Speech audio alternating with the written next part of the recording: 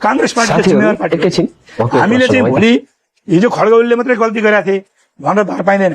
गृहमन्त्री हाम्रो बस्ने 8-10 वर्षका बच्चालाई गोली हान्ने अनि दोष जति चाहिँ केपी ओलीलाई मात्रै थोपारेर भाग्न पाइँदैन। त्यो दोषको प्रतिशत होला हामी 40 होला, एमाले 60 होला, होइन? हामी 40 त अवश्य भयौँ नि, किनभने गठबन्धनमा गृहमन्त्री हाम्रो छ, प्रधानमन्त्री उहाँहरूको छ, एलायन्समा छौँ हामी। अघिल्लो दिनसम्म चाहिँ सरकारबाट विथड्र गर्ने चाहिँ हाम्रो कुनै नीति छैन, कुनै कार्यक्रम छैन, कोही बोलेको छैन, होइन?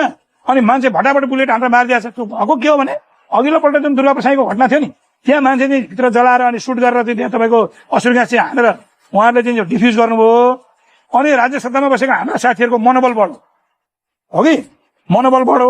र म त अहिले पनि भन्छु, कांग्रेस पार्टीले आफ्नो क्लिन छवि बनाउने हो भने तत्कालीन गृहमन्त्रीलाई कमसे कम 5 वर्षका निम्ति साधारण सदस्यबाट हटाउनुपर्छ, कारवाही गर्नुपर्छ।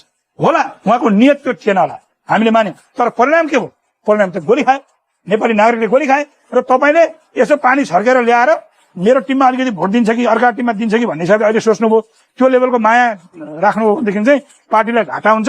त्यस कारणले गर्दाखेरि साथीहरूलाई, महामन्त्रीज्यूहरूलाई, पदाधिकारीज्यूहरूलाई मेरो आग्रह छ, प्लिज व्यक्तिगत एम्बिसनलाई छोडेर तपाईँहरू चाहिँ कमसेकम नीतिगत पोलिसीगत निर्णयमा बढी लाग्नुहोस्।